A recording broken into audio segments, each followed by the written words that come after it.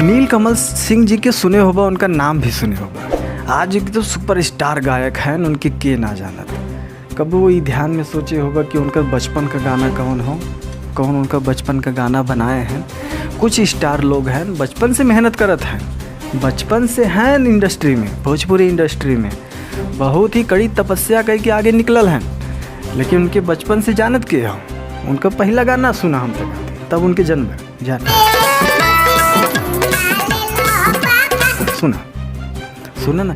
उनके पहला गाना में बचपन का चेहरा रहल, बचपना रहल, 13-14 साल का रहल वही हम तक आते, तो वह बचपन का गाना रहा।